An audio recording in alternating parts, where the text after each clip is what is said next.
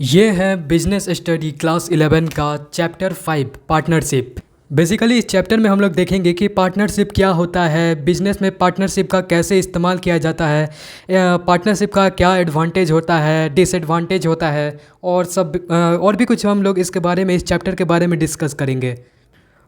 पहले देखो यहाँ पर क्या लिखा है। Partnership is the relation between person who have agreed to share the profit of a business carried on by all or any of them action for all। Simple भाषा में अगर पार्टनरशिप को समझना है तो बस इतना ध्यान में रखो कि पार्टनरशिप बिजनेस का एक ऐसा रिलेशन है जिसमें दो या दो से ज़्यादा आदमी के बीच में बिजनेस को लेकर डिवीज़न होता है। डिवीज़न का यहाँ मतलब ये है कि दो या दो से ज़्यादा पर्सन बिजनेस में अपना शेयर लगाते हैं और शेयर लगाने के बाद वो ज्वाइन करते हैं और कुछ लॉ के अकॉर्डिंग अपना कैपिटल इन्वेस्ट करते हैं उस बिजनेस में। ये definition Indian partnership act section 4 के तहत ये डिफिनेशन दिया गया है। देखो ये इंट्रोडक्शन में यहाँ दिया गया है कि a partnership is a form of business organisation was evolve to overcome the shortcoming of a sole proprietorship and joint Hindu business family। यानी कि इसका सिंपल सा मतलब ये है कि जैसा भी प्रॉब्लम आता है जॉइंट हिंदू बिजनेस फैमिली या सोल प्रोप्राइटरशिप में, उसको कम करने के लिए यहाँ पर पार्टनरशिप बिजनेस फॉर्म का मतलब इन्वेंशन किया गया था। यहाँ पर एक सवाल आता है कि सोल प्रोप्राइटरशिप और जॉइंट हिंदू बिजनेस में ऐसा क्या प्रॉब्लम आ गया जिसके वजह से पार्टनरशिप लोग करने लगे, इसका ज़्यादा यूज़ करने लगे। देखो यहाँ पर क्या लिखा है। As the size of business expand one person is unable to provide. देखो यहाँ पर सिंपल सा मतलब यह है कि सोल प्रोप्राइटरशिप वाला जो बिज़नेस था उसमें हम लोग ने ये देखा था कि एक अकेला पर्सन होता है, वही बिज़नेस को हर तरह से मैनेज करता है। सेल प्रॉफिट सारा जिम्मेवारी एक आदमी के कंधे पर होता है। और इसी को ओवरकम करने के लिए देखो, जैसे यहाँ पर अगर बिज़नेस के साइज को बढ़ाना है, बिज़नेस को और ऊंचे दर्जे का बिज़नेस को और एक्सपेंड करना है, बड़ा करना है, तो उसमें एक अकेला बंदा आपका हर काम नहीं कर सकता। जैसे कि कैपिटल प्रोवाइड करना, जैसे कि मान लीजिए एक इन्वेस्टर है कंपनी में, वहीं उस बिज़नेस का ओनर है, तो उसी का कैपिटल लगेगा ना। बात यहाँ पर यह है कि लिमिटेड अमाउंट में कैपिटल लगेगा, पूंजी लगाने वाला केवल एक होगा। लेकिन अगर आप पार्टनरशिप करते हैं तो पार्टनरशिप में क्या होता है कि दो या दो से ज़्यादा लोग इन्वॉल्व होते हैं पार्टनरशिप में। इसका मतलब है कि पूंजी का बढ़ोतरी होगा। देखो यहाँ पे टू और more person from a partnership to carry one business by pooling their financial resources and mechanical skill. इसमें सिंपल सा ये बताया गया है कि वहीं अगर एक आदमी का पूंजी ना लग के दो या दो से ज़्यादा आदमी का पूंजी लगता है तो बिज़नेस को एक्सपेंड करने में, ऊंचे दर्जे का बिज़नेस को बनाने में वो हेल्प करता है। इसीलिए पार्टनरशिप यहाँ पर सोल प्रोप्राइटरशिप से आगे चल जाता है। और दूसरे तरफ यहाँ पर जॉइंट हिंदू फैमिली बिजनेस की बात करें तो यहाँ भी वही सिचुएशन आता है कि आपका जो कैपिटल होगा वो और मैनेजमेंटल स्किल होगा वो लिमिटेड होगा। लेकिन अगर आप पार्टनरशिप करते हो तो आपके पार्टनर्स भी बढ़ेंगे, वहाँ पर मैनेजमेंटल स्किल मतलब अलग अलग तरह के मैनेज करने वाले, कंपनी को मैनेज करने वाले लोगों का भी बढ़ोतरी होगा। साथ में कैपिटल भी, आपका पूंजी भी बढ़ेगा, जिससे बिजनेस को आगे बढ़ाने में हेल्प करेगा। देखो यहाँ पर उसके बाद यहाँ लिखा है कि partnership refer to that form of business organisation in which two और more than two person willingly join and agree to run some lawful businesses. Simple सा इसका मतलब ये है कि पार्टनरशिप में होता यह है कि पार्टनरशिप एक ऐसा ऑर्गेनाइजेशन, बिजनेस का एक ऐसा संस्था है जहाँ पर दो या दो से ज़्यादा आदमी अपनी मर्जी से बिजनेस को ज्वाइन करते हैं और उसे चलाते हैं। उसके बाद देखो यहाँ पर लिखा है कि partnership is an association of person who have come together with a view to carry on business in common with a view to make profit. Simple सा यहाँ इसका अर्थ ये है कि पार्टनरशिप में होता यह है कि दो या दो से ज़्यादा आदमी एक साथ आते हैं बिजनेस को चलाने के लिए, और उनका जो मेन मोटिव होता है, व्यू पॉइंट होता है, वो होता है प्रॉफिट जनरेट करना। प्रॉफिट जनरेट करने के लिए ही ज़्यादातर पार्टनरशिप को बिल्ड किया जाता है। उसके बाद देखो यहाँ क्या लिखा है कि the relation of partnership exist out of contract and not for out of status the person who have entered into this relationship or partnership are individually known as partner or collective as firm। मतलब कि यहाँ पर जब दो businessman, दो या दो से ज़्यादा बिजनेसमैन एक साथ आते हैं तो उसे एक कॉन्ट्रैक्ट के तहत आते हैं कि हमें बिजनेस में आना है प्रॉफिट जनरेट करने के लिए, या कोई और भी मोटिव हो सकता है, लेकिन एक कॉन्ट्रैक्ट होता है उसके तहत आते हैं। आपका कोई पर्सनल या फिर कहें साइकोलॉजिकल मोटिव नहीं होता है कि हाँ उस बंदे से मेरे को रिलेशन बनाना है। ये एक सिर्फ बिजनेस के लिए किया जाता है, बिजनेस में कॉन्ट्रैक्ट किया जाता है। और जो पर्सन इस बिजनेस में एंटर करता है और जो ये रिलेशन होता है एक बिजनेसमैन का दो बिजनेसमैन का, ये जब साथ में जब जुड़ते हैं और एक बिजनेस को रन करते हैं जिसे पार्टनरशिप कहा जाता है, और जो साथ में जुड़ते हैं एक साथ रन करते हैं उसे पार्टनर्स कहा जाता है। यहाँ पर आगे चले तो यहाँ पर फीचर्स की बात की गई है। कुछ विशेषताएं हम देखते हैं कि पार्टनरशिप में क्या विशेष है, क्या मतलब इसमें विशेषता है। देखो यहाँ पर इंडियन पार्टनरशिप एक्ट 1932 के तहत एग्रीमेंट बिटवीन टू और मोर पर्सन्स, यहाँ पर क्या लिखा है, partnership is an agreement between two और more person, the minimum number of partner is 2 and the maximum number of person is 50। According to Rule 10 of the Companies Rule 2014 provided the maximum limit as 50 partners।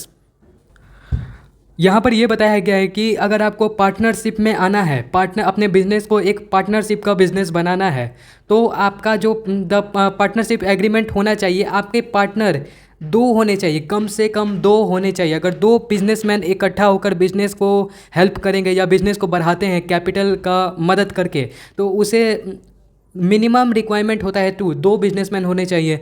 या और जो सबसे ज़्यादा requirement होता है the maximum number of partners, एक business में कितने पार्टनर्स हो सकते हैं सबसे ज़्यादा मैक्सिमम, तो वो होता है नंबर चल जाता है 50 में चल जाता है। पार्टनरशिप एक्ट के तहत जो ये आप पार्टनरशिप करते हैं दूसरे दो आदमी या दो से ज़्यादा आदमी मिलकर, वो लीगल होना चाहिए। गवर्नमेंट के नज़र में ये एक लीगल बिजनेस होना चाहिए। उसके बाद यहाँ पर है कॉन्ट्रैक्चुअल रिलेशनशिप, यानी कि इसका सीधा सा मतलब ये है कि जो पार्टनरशिप जो किया जाता है वो अपने घर के आपसी संबंध को बनाने के लिए नहीं किया जाता है, बल्कि बिजनेस के रिलेशनशिप को आगे बढ़ाने के लिए किया जाता है। और यहाँ पर यहाँ पर एक थोड़ा सा any person who can inter into contact, जो भी आदमी है या जो बिजनेसमैन है वो पार्टनरशिप वाले बिजनेस में आना चाहता है, तो they cannot become a partner if, अगर वो माइनर है यानी कि छोटा अगर बच्चा है, तो मतलब 18 से कम का है, तो वो पार्टनर्स नहीं बन सकता, लीगली रूप से वो पार्टनर्स नहीं बन सकता। और यहाँ इसका मतलब होता है कि कोई मान लीजिए हेल्थ का किसी को इशू है या पागल मैड पर्सन, वो ऐसा कोई आदमी नहीं बन सकता है कि जो पागल है, ऐसा कोई आदमी वो कभी पार्टनर नहीं बन सकता है, लीगली रूप से वो पार्टनर नहीं कहलाता है। उसके बाद यहाँ पर आता है प्रॉफिट मोटिव। हाँ, ये हम लोग जो है विशेषता देख रहे हैं, फीचर्स देख रहे हैं, कैरेक्टरिस्टिक, बिजनेस के क्या क्या कैरेक्टरिस्टिक होते हैं। तो यहाँ पर है profit motive. In the sense simple भाषा में कहें तो एक पार्टनरशिप जो बिल्ड किया जाता है जब दो से ज़्यादा आदमी, दो या दो से ज़्यादा बिजनेसमैन एक साथ आते हैं कोई बिजनेस करने के लिए, उनका जो मेन मोटिव होता है वो होता है पैसा कमाना, प्रॉफिट जनरेट करना। इसीलिए पार्टनरशिप किया जाता है ताकि बिजनेस का ग्रोथ हो और ज़्यादा से ज़्यादा प्रॉफिट जनरेट हो। उसके बाद है यहाँ पर प्रिंसिपल एजेंट रिलेशनशिप। सिंपल सा इसका मतलब ये है कि जो बिजनेस के ओनर होते हैं, जैसे कि दो ओनर हैं तो वहीं आपस में मिलकर पार्टनरशिप करेंगे। वो छोटे एम्प्लॉय होते हैं जो बिजनेस के अंदर रहते हैं, उनका इन सब से कोई लेना देना नहीं है पार्टनरशिप से। उसके बाद यहाँ पर आता है आपका अनलिमिटेड लाइबिलिटी। सिंपल सा इसका मतलब ये है कि देखो क्या है कि दो बिजनेसमैन हैं, वो अगर इकट्ठा आ जाते, सोल प्रोप्राइटरशिप में हमने क्या देखा था कि एक बिजनेसमैन है तो उसका लिमिटेड लाइबिलिटी नहीं रहेगा, अनलिमिटेड लाइबिलिटी रहेगा। इन द सेंस कि अगर आप लॉस में जाते हो तो आपको लॉस का भरपाई अपने पर्सनल प्रॉपर्टी को बेचकर या जैसे भी करना पड़ेगा। लेकिन यहाँ पर क्या है कि अगर देखो पार्टनरशिप में ये है कि बिजनेसमैन तो एक ही है, वो किसी दूसरे बिजनेसमैन से कोलाइड करता है, मतलब इकट्ठा होकर वो काम करते हैं, तो जो लाइबिलिटी वाला सीन है वो इनके लिए भी अनलिमिटेड ही होता है। अगर इनका बिजनेस, अगर इनका खड़ा किया हुआ बिजनेस अगर लॉस में जाता है तो इनका भरपाई जो जो भरपाई है लॉस का, इन दोनों पार्टनरशिप को मिलकर, ये जो दोनों बिजनेसमैन हैं उनको मिलकर करना पड़ेगा। और अगर आप नहीं कर पाते हैं तो आपका जो पर्सनल प्रॉपर्टी है, ये मैं दोनों की बात कर रहा हूँ। अगर बिजनेस में अगर 2 पार्टनर है तो मैं 2 की बात कर रहा हूँ, 2 से ज़्यादा है तो उनकी भी बात होगी। अगर 2 से ज़्यादा है या 2 हैं तो उनका लॉस का भरपाई कैसे किया जाएगा?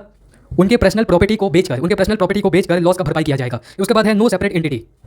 नो सेपरेट एंटिटी का यहाँ पर सीधा सा मतलब है कि जो बिजनेस है और जो पार्टनरशिप में जो बिजनेसमैन हैं उनका कनेक्शन और बिजनेस का कनेक्शन एक ही है, वो दोनों में अंतर नहीं है। अगर हम लोग ज़्यादातर देखते हैं कि जो बड़े बड़े कंपनीज होते हैं उसमें क्या होता है कि कंपनी को एक अलग पर्सन के तौर पर ट्रीट किया जाता है और जो बिजनेस का ओनर है उसको एक अलग पर्सन के तौर पर ट्रीट किया जाता है। लेकिन यहाँ पर ऐसा नहीं है। पार्टनरशिप में पार्टनर जो बिजनेस के जो पार्टनर्स हैं और जो बिजनेस है वो अलग नहीं होते हैं। लॉस होगा तो दोनों को होगा, प्रॉफिट होगा तो दोनों को होगा। यहाँ पर ये सीन है। उसके बाद आपका यहाँ पर आता है आउटमोस्ट गुड फेथ, यानी कि देखो यहाँ पर इसका मतलब बताया गया है कि आउटमोस्ट गुड फेथ में partners are individually different, it will be the faith for the businesses if they behave individually in their own way in the business effect. यहाँ पर सीधा सा मतलब ये बताया गया है कि पार्टनर्स, जैसे कि एक बिजनेस है उसमें 10 पार्टनर है, 10 लोग ने अपना कैपिटल, अपना पूंजी इन्वेस्ट किया है, तो उन 10 लोग अपने आप में तो इंडिविजुअल हैं, अपने आप में तो वो अलग अलग है। लेकिन बिजनेस के सेंस पर जहाँ बिजनेस का बात आता है तो बिजनेस में तो सबने पूंजी लगाया है, तो बिजनेस के सेंस में यहाँ पर 10 के 10 पार्टनर्स को बिजनेस के प्रति अपना फेथ दिखाना पड़ेगा। फेथ दिखाएंगे बिजनेस के प्रति। अगर वो मिलजुल कर पार्टनरशिप में बिजनेस को आगे नहीं बढ़ाएंगे तब आपका बिजनेस इससे क्या होगा, इफेक्ट होने लगेगा। और अगर आप एक साथ इकट्ठा होकर, जैसे मैंने 10 पार्टनर्स का एग्जांपल दिया, तो एक बिजनेस में अगर 10 पार्टनर हैं तो वो अगर एक साथ इकट्ठा होकर एक मोटिव से बिजनेस में काम करते हैं, उसमें एफर्ट डालते हैं, तब जाकर कहीं बिजनेस ग्रोथ करता है। नहीं तो बिजनेस को लॉस होना स्टार्ट हो जाएगा अगर पार्टनर्स के बीच ही अनबन होना होगा तो। Restriction on the transfer of interest, इसका मतलब यहाँ सीधा सा इसका मतलब ये है कि the partner can not transfer their interest. जो पार्टनर्स होते हैं बिजनेस में वो अपना इंटरेस्ट किसी और के साथ शेयर नहीं कर सकते हैं। हाँ, अगर आप चाहो तो share in the business to other person, आप इंडिविजुअली जैसे अपना जो इंटरेस्ट है वो बाहरी पर्सन के साथ शेयर कर सकते हो। वो आपकी जिम्मेदारी है कि आप शेयर करना चाहते हो या नहीं चाहते हो। लेकिन any change in the partnership can be affected through mutual consent. अगर आप ऐसा चेंज बदलाव कुछ करते हो शेयर में या इंटरेस्ट में, किसी और को देते हो या कुछ और बदलाव करते हो पैसे के मामले में या प्रॉफिट के मामले में, तो ये आपके आपसी व्यवहार को खराब कर सकता है। पर है defined name of the firm, एक अच्छा नाम होना चाहिए, जैसे कि the name which the partner use for the conducting business is the name of the partnership. जितने भी पार्टनर का नेम है उसका ही यूज किया जाता है बिजनेस में, और इज कॉल्ड द पार्टनरशिप, और इसे ही जो है पार्टनरशिप कहते हैं। जो बिजनेस में पार्टनर का नेम है उसे बिजनेस के लिए इस्तेमाल किया जाता है। उसके बाद है यहाँ पर म्यूचुअल एजेंट, यानी कि every person is the agent of firm, partners are also the mutual agent of each other. Simple सा यहाँ इसका मतलब ये है कि जितने भी पार्टनर्स होते हैं, मान लीजिए एक बिजनेस में 5 पार्टनर है, तो वो आपस में एक एजेंट की तरह काम करेंगे, आपस में एक दूसरे का हेल्प करेंगे, ना कि एक एम्प्लॉय की तरह वर्क करेंगे। जो जितना भी वर्क होता है एक बिजनेसमैन का, वो 5 पार्टनरशिप में बांट दिया जाएगा। नेक्स्ट यहाँ पर आता है देखो non transferable of share, no partner can transfer share in the partnership to any person other person. इसमें यही बताया गया है कि एक जो मान लीजिए एक पार्टनर है आपका जो बिजनेस है उसमें 5 पार्टनर है, उसमें से एक पार्टनर ने क्या किया कि वो चाहता है कि जो शेयर है बिजनेस में वो एक अलग आदमी को मिल जाए, जो कि बिजनेस में इन्वॉल्व भी नहीं है, उसको मिल जाए। तो ऐसा पॉसिबल नहीं है, ऐसा बिजनेस में नहीं होता है। पार्टनरशिप वाले बिजनेस में ये होता है कि उन्हें ही शेयर मिलेगा जो कि पार्टनरशिप वाले में अपना कैपिटल लगाए हैं, अपना पूंजी लगाए हैं। हाँ, ऐसा हो सकता है कि आप इंडिविजुअली आप अपने शेयर में से दूसरे आदमी जिसको आप बोल रहे हो उसको आप थोड़ा सा शेयर प्रोवाइड कर दो, लेकिन जो बिजनेस का शेयर होता है जो बांटा जाता है वो सिर्फ पार्टनर्स के लिए होता है, ना कि बाहरी आदमी के लिए या किसी और आदमी के लिए, किसी अदर पर्सन के लिए नहीं होता है। फिर उसके बाद है registration of partnership. According to the partnership act 1932 it is not compulsory for a partnership form to get itself registered. However the partnership में prefer to get the partnership form registration because there are certain advantage of registration. देखो यहाँ पर simple सा ये बताया गया है कि अकॉर्डिंग टू पार्टनरशिप एक्ट 1932 के तहत ये आपको जरूरी नहीं, नॉट कंपल्सरी, ये कोई कंपलसरी नहीं है आपके लिए कि आप पार्टनर्स, जैसे कि आप दूसरे के साथ पार्टनरशिप में हो तो ये जरूरी नहीं है कि आपको रजिस्ट्रेशन कराना है अपने पार्टनरशिप का। हाँ, आपको अपने बिजनेस का जो जिस फॉर्म में आप हो उस बिजनेस का रजिस्ट्रेशन कराना पड़ेगा, ये कंपलसरी है, लेकिन आपको पार्टनरशिप का रजिस्ट्रेशन नहीं होता है, इसलिए ये कोई जरूरी नहीं है कि आपको रजिस्ट्रेशन कराना है। उसके बाद है यहाँ पर only individual as a partner. ये देखो an important characteristic of partnership is that only an individual can be the partner and not any form or institution. जैसे कि मैंने बात किया कि मान लीजिए एक छोटा बिजनेसमैन है, वो चाहता है कि मैं किसी का हेल्प लूँ, किसी दूसरे बिजनेसमैन का हेल्प लेके पार्टनरशिप में काम करूँ, कैपिटल बिल्ड करूँ और अपने बिजनेस को आगे बढ़ाऊँ, तो वो किसी इंडिविजुअल किसी अकेले बंदे के साथ ही वो आगे अपना मतलब क्या होता है पार्टनरशिप में आ सकता है। वो ये नहीं कर सकता है कि किसी इंस्टीट्यूशन या किसी दूसरे कंपनी से ही पार्टनरशिप कर ले, ऐसा पॉसिबल नहीं है। कोई और बिजनेस से वो पार्टनरशिप नहीं कर सकता, सिर्फ एक इंडिविजुअल बंदे से, एक इंडिविजुअल बिजनेसमैन से वो पार्टनरशिप कर सकता है। एडवांटेज ऑफ पार्टनरशिप का कुछ एडवांटेज है जो कि इंपॉर्टेंट है, बहुत इंपॉर्टेंट है। देखो यहाँ पर पहला है कि इजी टू स्टार्ट, यानी कि बहुत इजी है पार्टनरशिप में आप आ सकते हो, पार्टनरशिप वाले बिजनेस को शुरुआत करना। There is no complicated legal procedure to start partnership. अगर आपको पार्टनरशिप में ही बिजनेस करना है तो ये कोई, मैंने दोबारा बता रहा हूँ, ये कोई कंपलसरी नहीं है कि आप अपने पार्टनर आपको रजिस्ट्रेशन कराना पड़ेगा या कोई कानूनी तौर पर आप अपने पार्टनरशिप वाले जो बिजनेस है उसको स्टार्ट कर सकते हैं, ऐसा कुछ कंपलसरी नहीं है। उसके बाद यहाँ पर आता है आपका sufficient capital. Partnership has more capital resources as compare to sole trade. हमने सोल प्रोप्राइटरशिप और सोल ट्रेड जो कि एक ही होता है कि जिसमें अकेला आदमी काम करता है और वहीं एक आदमी का पूंजी लगता है, तो उसमें एक लिमिटेड कैपिटल होता है, लिमिटेड पूंजी होता है, लेकिन एक सफिशिएंट कैपिटल। लेकिन जब आप पार्टनरशिप करते हो तो आपका देखिए मेन मोटिव तो यही होता है प्रॉफिट कमाना, लेकिन जब आपके बिजनेस में कोई दूसरा बिजनेसमैन आता है तो वो क्या आप एक्सपेक्ट करते हो कि हाँ वो पूंजी अच्छा खासा अपना कैपिटल रिसोर्स लगाएगा, इसीलिए सफिशिएंट। जैसे कि मान लो कि एक बिजनेस में मिनिमम 2 पार्टनर्स हो सकते हैं और मैक्सिमम 50 हो सकते हैं। मान लीजिए आपके बिजनेस में 40 पार्टनर है तो आपको तो कैपिटल का जरूरत ही नहीं पड़ने वाला है, क्योंकि आपका कैपिटल आपके पार्टनर्स अरेंज कर देंगे।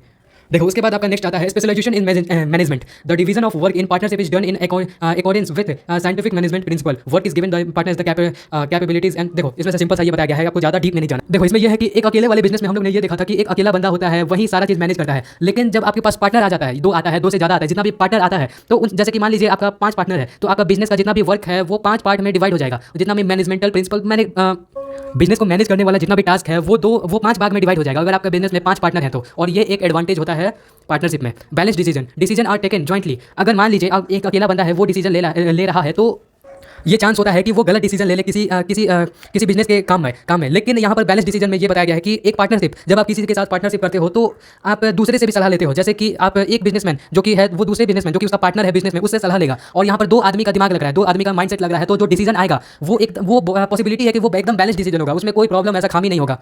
उसके बाद है अपना democratic organisation. All the partners have a right to take a part in the working of partnership. यही वाला बात यहाँ पर किया गया है कि देखो अगर आप पार्टनरशिप में काम करते हो तो जितना भी आपका जो हाई लेवल का वर्क है, जो कि बिजनेसमैन जो कि ओनर संभालता है, ओनर के मान लीजिए एक ओनर था लेकिन उसने पार्टनरशिप में एक और कैपिटल इन्वेस्ट हो गया, तो एक और बिजनेसमैन इंक्लूड हो गया, तो आपको उसके साथ सारा डिसीजन शेयर करना पड़ेगा। और जितना भी वर्क है पार्टनरशिप को लेकर, जितना भी वर्क है बिजनेस में, वो आपको डिवाइड करना पड़ेगा। और ये जो है ये एक डेमोक्रेटिक ऑर्गेनाइजेशन की तरह काम करता है। यहाँ पर सिंपल सा फंडा ये समझ लो कि वर्किंग ऑफ पार्टनरशिप डिवाइड हो जाता है। जैसे कि मान लीजिए आपका एक बिजनेस, उसमें 2 पार्टनर है, तो जितना भी काम है पार्टनर बिजनेस में वो 2 पार्ट में डिवाइड हो जाएगा। उसके बाद आता है आपका secrecy. Partners does not have to get its account publish like joint stock company. Its partners known about its affairs.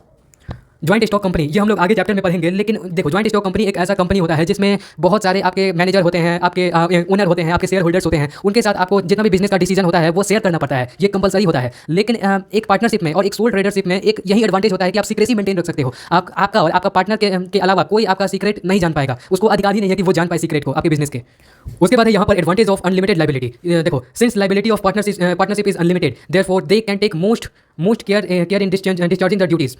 यानी कि देखो अनलिमिटेड लाइबिलिटी है, तो आपको लग रहा होगा कि अब यहाँ पे ये एडवांटेज में कैसे आ गया। लेकिन ये एडवांटेज में इसलिए आ गया क्योंकि मान लो कि आपका लाइबिलिटी लिमिटेड रहता, तो जो एक पार्टनर, मान लीजिए आपके बिजनेस में 2 पार्टनर है, तो उसमें से एक पार्टनर एक लेजीनेस जैसा काम करता है कि हाँ लाइबिलिटी तो लिमिटेड है, जो जाएगा आपके बिजनेस में से जाएगा। लेकिन यहाँ पर अनलिमिटेड लाइबिलिटी होने का यहाँ यही एडवांटेज है कि कोई भी जैसे बिजनेस को जो 2 पार्टनर है वो एकदम सीरियस लेंगे और अपना जितना भी एफर्ट है उसमें डालेंगे बिजनेस में, ताकि कोई ऐसा लॉस ना हो जाए, ताकि उनके पर्सनल प्रॉपर्टी को जब्त कर लिया जाए। नेक्स्ट अपना यहाँ पे प्रोटेक्शन ऑफ माइनॉरिटी इंटरेस्ट। यहाँ पे है in partnership minority partnership has a legal protection. कैसा लीगल प्रोटेक्शन? कानूनी तौर से इनके जो पार्टनरशिप में होते हैं उनको कानूनी तौर से एक कह सकते हैं कि एडवांटेज मिला है, फायदा मिला है। कैसा फायदा मिला है? In taking every decision each and every partner is consulted. जैसे कि यहाँ पर एग्जांपल के तौर पर मान लो एक बिजनेस है जहाँ पर 2 पार्टनर्स हैं। 2 पार्टनर से एक है जो आपका 80% शेयर 80% आपका कैपिटल लगाता है, और दूसरा जो पार्टनर है वो आपका 20% कैपिटल लगाता है। तो जो 80% वाला है वो सोचेगा कि मैं कुछ भी डिसीजन ले लूंगा, लेकिन मैं जो 20% वाला जो पूंजी लगाया है उसको इंक्लूड नहीं करूंगा। लेकिन ऐसा नहीं है, यहाँ पर कानूनी तौर से ये लिखित आपको दिया गया है, बताया गया है कि अगर बिजनेस में कैसे कोई भी तरह का डिसीजन लेना है, each and every partner is consulted. आपको उससे सलाह लेना पड़ेगा, बातचीत लेना पड़ेगा, चाहे उसने कम इन्वेस्ट किया हो बिजनेस में, ये मैटर नहीं करता है। लेकिन इन्वेस्ट तो किया है ना, इसीलिए आपको कंसल्ट उससे करना पड़ेगा, ये कंपलसरी है, ये कानूनी तौर से कंपलसरी है। उसके बाद है कि combined resources in partnership, partners capital, energy, knowledge, experience, it is jointly as most effective. देखो एक सोल ट्रेडरशिप में होता यह है कि एक आदमी होता है, उसी का कैपिटल लगता है, उसी का रिसोर्सेज लगता है, अपना पूरा एफर्ट भी लगा देता है, तो वो काम स्मॉल स्केल तक ही रहेगा। लेकिन यहाँ पर पार्टनरशिप में ये एक बेनिफिट है कि आपके बिजनेस में आपके साथ साथ जो आपका पार्टनर है वो भी आपके बिजनेस में जितना भी कैपिटल है, नंबर ऑफ सॉरी आपके साथ साथ आपका जो पार्टनर है वो भी बिजनेस में अपना कैपिटल, अपना जो पूंजी है, अपना ताकत है, अपना जितना भी एक्सपीरियंस है, नॉलेज है, ये सारा लगा देगा। और ये जो सारा लगा देगा, अगर मान लीजिए एक आदमी का लग रहा है तो वहाँ पर कह सकते हैं कि उतना इफेक्टिव, उतना ज़्यादा ग्रो नहीं करेगा। मान लीजिए यहाँ पर 2 आदमी का पावर लग रहा है या 2 से ज़्यादा आदमी का लग रहा है, तो ये मोस्टली प्रोबेबल है कि यहाँ पर मोस्ट इफेक्टिव जितना भी डिसीजन लिया जाएगा बिजनेस के रिगार्डिंग या भी बिजनेस को ग्रो करने के रिगार्डिंग जितना भी काम किया जाएगा वो अच्छा होगा। उसके बाद देखो यहाँ पर आता है flexibility. Number of partner can be change according to situation. देखो यहाँ पर सिंपल सा बात यहाँ किया गया है कि मान लीजिए आपके देखो आपके मेंबर हैं 40, मान लीजिए आपके बिजनेस के मेंबर हैं 40, बिजनेस के पार्टनर्स हैं 40। बिजनेस के सिचुएशंस को देखकर पार्टनर्स का बाहर जाना और अंदर आना, मतलब कि नए पार्टनर्स आते रहते हैं और जो पुराने पार्टनर्स हैं उनका बाहर जाना, ये सब दोनों लगा रहता है। जैसे कि मान लो एक बिजनेस है वो थोड़ा लॉस में जा रहा है, तो उसके जो पार्टनर है, किसी 40 में से एक पार्टनर ने क्या किया कि वो बिजनेस से अपना कट ऑफ करना चाहता है, वो हटना चाहता है, तो वो हट गया। उसके बजाय दूसरा पार्टनर आएगा, तो अकॉर्डिंग टू द सिचुएशन के अकॉर्डिंग ये बाहर जाना अंदर जाना ये लगा रहता है। इसीलिए यहाँ पर फ्लेक्सिबिलिटी का यूज किया जाता है कि बिजनेस में पार्टनरशिप एक फ्लेक्सिबिलिटी और ये एडवांटेज के तौर पर काम करता है। उसके बाद है यहाँ पर आपका है protection of minor. Minor cannot become a partner of a firm. सीधा सा यहाँ मतलब है कि एक छोटा सा बच्चा या फिर जो 18 के नीचे है वो पार्टनर नहीं बन सकता है, वो पार्टनर की कैटेगरी में नहीं आता है। फिर रजिस्ट्रेशन नॉट बी कंपलसरी। ये मैंने बता दिया कि अगर आपको पार्टनरशिप में जाना है तो आपको रजिस्ट्रेशन नहीं कराना पड़ेगा या फिर इसका कोई रजिस्ट्रेशन नहीं होता है पार्टनरशिप का। उसके बाद यहाँ पर more suitable for risky business. देखो यहाँ पर क्या है, greater capital to be bear according to the risk get divided among partners according to the saying more risk more profit. Simple सा यहाँ मतलब ये है कि जितना कैपिटल आपके बिजनेस में लगेगा, जितना पूंजी आपके बिजनेस में लगेगा, उतना ही रिस्क बढ़ेगा और उतना ही पार्टनर्स में उस रिस्क को डिवाइड कर दिया जाएगा। इसीलिए यहाँ एक जो कहते हैं कि जितना ज़्यादा आप इन्वेस्ट करोगे, जितना ज़्यादा पूंजी लगाओगे बिजनेस में, उतना चांस होता है रिस्क का और उतना ही चांस होता है प्रॉफिट का, अगर आप पार्टनरशिप में हो तो। According to the saying, more risk more profit, जितना ज़्यादा रिस्क उतना ही ज़्यादा प्रॉफिट। ये पार्टनरशिप का एक कह सकते हैं एक मूल सिद्धांत है पार्टनरशिप में, मोर रिस्क मोर प्रॉफिट। उसके बाद आपका आता है personal relation with good fit. Due to the limited number of partners they develop direct relation with customer and employees. देखो, अगर आप एक कंपनीज की बात करते हैं तो वो एक मल्टीनेशनल कंपनी, जो बड़े बड़े कंपनीज हैं, गूगल, फेसबुक, इसमें क्या होता है कि आप जो ओनर होते हैं उनके वो डायरेक्ट जो होते हैं वो एम्प्लॉय अपने कर्मचारी से या जो कस्टमर होते हैं जो उनके सर्विस को यूज करते हैं उससे वो बात नहीं कर सकते हैं, सबसे बात नहीं कर सकते जितने भी उनके कस्टमर है। लेकिन यहाँ पे पार्टनरशिप में ये होता है कि आपके हो सकता है 2 पार्टनर होंगे या ज़्यादा से ज़्यादा 50 पार्टनर होंगे, इससे ज़्यादा तो नहीं ना होंगे, इससे ज़्यादा पॉसिबल नहीं है। अगर मान लीजिए आपके 50 पार्टनर हैं तो वो डायरेक्ट कॉन्टैक्ट कर सकते हैं। यहाँ पर क्या है, personal relation with good fit. आपके पार्टनर्स का एक लिमिट है, वो 50 ही है, ज़्यादा नहीं है। अगर वो 50 हैं तो वो 50 डायरेक्ट कॉन्टैक्ट कर सकते हैं, डायरेक्ट कॉन्टैक्ट में रहते हैं अपने सारे जितने भी कर्मचारी हैं उनके साथ, और जितने भी उनके कस्टमर हैं उनसे वो डायरेक्ट कनेक्शन बना के रखते हैं। देखो, यहाँ पर एडवांटेज है तो डिसएडवांटेज भी तो होगा। यहाँ पर हम लोग डिमेरिट देखेंगे पार्टनरशिप का। पहला है यहाँ पर difficulty in transfer of interest. Partner can transfer in interest as a partnership without the consult to all partner. आपको परमिशन ले, अगर आप करना भी चाहते हो, अगर कोई इंपॉर्टेंट काम है या करना चाहते हो, तो आपको इस सिचुएशन में अपने जितने भी पार्टनर्स हैं, 2 हैं या 50 हैं, आपको उनसे कंसल्ट करना पड़ेगा। सभी के सहमति से ये पॉसिबल होता है, और ये एक डिमेरिट कह सकते हैं, डिसएडवांटेज कर सकते हैं पार्टनरशिप का। उसके बाद है कि डिले इन डिसीजन। देखो, सोल प्रोप्राइटरशिप में हमने देखा था कि एक अकेला आदमी होता है, वही बिजनेस को संभालता है, सारा डिसीजन वही लेता है। इसका मतलब कि डिसीजन एक आदमी लेता है तो वो ये हम कह सकते हैं कि डिसीजन बहुत जल्दी होगा। लेकिन पार्टनरशिप में 2 होते हैं, 4 होते हैं, 50 तक होते हैं। मान लीजिए किसी बिजनेस में 50 पार्टनर है तो सबसे कंसल्ट करना, सबकी एडवाइजरी लेना, इन सब बातों में, इन सब के कारणों की वजह से डिसीजन में डिले हो जाता है, मतलब डिसीजन में रुकावट आता है और डिसीजन जो है, निर्णय लेना पड़ता है बिजनेस के रिगार्डिंग, वो टाइम पर नहीं हो पाता है। फिर उसके बाद हम लोग देखते हैं अनलिमिटेड लायबिलिटी। ये हम लोग एडवांटेज में भी पढ़े थे, लेकिन ये हम लोग डिसएडवांटेज में भी पढ़ेंगे, क्योंकि इवन अ पर्सनल एसेट बात वही है कि अनलिमिटेड लायबिलिटी का मतलब ये होता है कि अगर आप लॉस में चल गए तो आपके पर्सनल प्रॉपर्टी को यूज किया जाएगा एज अ लॉस को खत्म करने के लिए। तो यहाँ पर एक डिसएडवांटेज की तरह अनलिमिटेड लायबिलिटी आता है। उन सभी पार्टनर को अपना, मान लीजिए बिजनेस लॉस में है तो अपना पर्सनल प्रॉपर्टी का भेंट चढ़ाना पड़ेगा उसे खत्म करने के लिए, लॉस को खत्म करने के लिए। उसके बाद आपका instability, partnership as uncertain future, date of partnership. मान लीजिए आपके पार्टनर के जो आपका जो हाईली एक बिजनेस में, मान लीजिए कोई एक पार्टनर है, वो बिजनेस के टोटल में 40% अपना पूंजी लगा दिया, अगर उसके बावजूद उसका डेट हो जाता है किसी कारण से, कोई और हेल्थ इशू होता है, इंसॉल्वेंसी, फिर दिवालियापन, जो भी होता है अगर पार्टनर्स के साथ, ये एक काम करता है इनस्टेबिलिटी का। इसमें अगर डेट हो जाता है या किसी हेल्थ इशू के कारण वो पार्टनर जो है वो आपके बिजनेस से निकल जाता है तो इनस्टेबिलिटी आ जाएगा बिजनेस में, उथल पुथल मच जाएगा। नेक्स्ट है आपका partnership act. Responsible of a partner does not end until they are given public notice winding up of partnership. Simple सा इसका मतलब ये है कि अगर आपको पार्टनरशिप खत्म करना है तो आपको जो पार्टनरशिप है उसका समापन करने के लिए, उसको खत्म करने के लिए, जितने भी आपके पब्लिक हैं, शेयर होल्डर हैं, जो आपके बिजनेस में पैसा लगाए हैं, उन्हें आपको लीगली, और जितने भी पार्टनर है उनको आपको नोटिस देना पड़ेगा। नोटिस देंगे, उस पर हस्ताक्षर होगा, तब जाकर आपको एक लीगली तौर पर मान लिया जाएगा कि आप पार्टनर आज के बाद नहीं हो। फिर नेक्स्ट आता है कॉन्फ्लिक्ट होते रहता है। जैसे मान लीजिए किसी 2 पार्टनर के बीच में कॉन्फ्लिक्ट हो गया, मतलब किसी कारण से लड़ाई हो गया, शेयर्स को लेकर या इंटरेस्ट को लेकर, तो इनस्टेबिलिटी का उथल पुथल का खतरा बढ़ जाता है, ज़्यादा बढ़ जाता है। नेक्स्ट अपना आता है यहाँ पर लिमिटेड रिसोर्स ऑफ कैपिटल। देखिए, यहाँ पर हम लोग बात करते हैं पार्टनरशिप का। पार्टनरशिप में ज़्यादा से ज़्यादा 50 पार्टनर इंक्लूड होते हैं, 50 लोगों का कैपिटल, उनका पूंजी लगता है। लेकिन क्या अगर आपको लार्ज स्केल तक बिजनेस को ले जाना है तो क्या ये कंपलसरी, क्या ये इतना काफ़ी है कि 50 लोगों के पूंजी से आप बहुत बड़ा कंपनी खोल सको? ये पॉसिबल नहीं है। अगर आप स्मॉल स्केल इंडस्ट्री तक आप जाते हो तो वो तो चल जाएगा, लेकिन बड़े तौर पर एक कंपनी को आपको खोलना है तो ये नहीं चलेगा। इसीलिए यहाँ पर लिमिटेड रिसोर्स का इस्तेमाल किया गया है। उसके बाद है मोर एक्सपेंसेस। एक इंडिविजुअल के कारण कभी होता यह है कि बिजनेस में लॉस हो जाता है किसी एक इंडिविजुअल के कारण, और ज़्यादा खर्चा हो जाता है या लॉस होता है तो उसका भुगतान जितने भी पार्टनर्स हैं सबको मिलकर करना पड़ता है। यही एक डिमेरिट कह सकते हैं या डिसएडवांटेज कह सकते हैं। उसके बाद इफेक्ट ऑफ म्यूचुअल डिफरेंसेस, यानी कि सिंपल सा यहाँ ये बताया गया है कि मान लो एक बिजनेस में 10 पार्टनर हैं, वो सारे बिजनेस के सीक्रेट्स को जानते हैं, लेकिन अगर क्या हुआ कि बिजनेस में कोई कॉन्फ्लिक्ट हो गया, आपसी मतभेद हो गया, तो इसमें क्या होगा कि वो जो पार्टनर है वो जाकर वो पहले तो बिजनेस से एग्जिट हो जाएगा। उसके बाद क्या होगा कि वो दूसरे कंपनीज में जाकर सारे सीक्रेट्स को डिस्क्लोज कर देगा, सारे सीक्रेट्स को बता देगा। इसीलिए जो म्यूचुअल डिफरेंसेस होता है, यानी कि आपसी संबंध, ये अगर खराब हो गया तो ये बिजनेस के लिए भी बहुत एक तरह से कह सकते हैं डिमेरिट की तरह काम करता है। यहाँ पर कंक्लूजन में लिखा है कि after analysing all the advantage and disadvantage of partnership we may conclude that it is suitable to medium size of business. साफ सा बात है कि अगर आपके पास लिमिटेड रिसोर्स है तो आप पार्टनरशिप में होते हुए भी एक मीडियम साइज का बिजनेस कर सकते हो। आप ये नहीं सोच सकते हो कि मैं बहुत बड़े लेवल का बिजनेस कर सकता हूँ पार्टनरशिप में। अगर आप एक मीडियम लेवल का बिजनेस करते हो तो वो आपके लिए एक सुटेबल फॉर्म ऑफ बिजनेस होगा, जो कि पार्टनरशिप में जितने भी पार्टनर्स इन्वॉल्व होते हैं उनके लिए सुटेबल फॉर्म ऑफ बिजनेस होगा। और यहाँ पर क्या दिया गया है, but business like consumer goods, doctor, lawyer, charter accountant usually opt to partnership. जैसे मान लो एक डॉक्टर है तो वो डॉक्टर दूसरे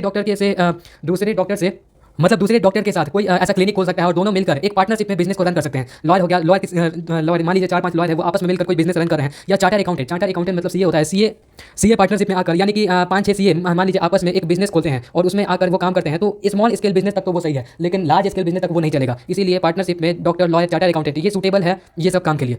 हम लोग ने बहुत एडवांटेज और डिसएडवांटेज देखे हैं पार्टनरशिप का, लेकिन यहाँ पर सबसे मेन बात आता है कि एक पार्टनरशिप में और एक सोल ट्रेड में, मान लीजिए यहाँ पर दो बंदा काम कर रहा है और यहाँ पर एक काम कर रहा है, दोनों में क्या अंतर है इसके बारे में थोड़ा डिस्कस करते हैं। एक्ट की बात करें तो जो पार्टनरशिप का जो बिजनेस है वो पार्टनरशिप एक्ट 1932 के तहत काम करता है, और वहीं पर सोल ट्रेड में ऐसा कुछ नहीं होता है। आप सोल बिजनेस कर सकते हो किसी भी, मान लीजिए आपके पास कोई रूल्स रेगुलेशन नहीं होता है, कोई एक्ट लागू नहीं होता है। उसके बाद है डिस्ट्रीब्यूशन ऑफ प्रॉफिट। एक पार्टनरशिप है तो आपको अपने पार्टनर के साथ जितना भी आपका प्रॉफिट जनरेट होगा वो पार्टनर के साथ शेयर करना पड़ेगा, लेकिन सोल ट्रेड में क्या होता है कि एक अकेला बंदा है वही सारे बिजनेस को मैनेज करता है, रन करता है, तो डिस्ट्रीब्यूशन का तो कोई सवाल ही नहीं आता है।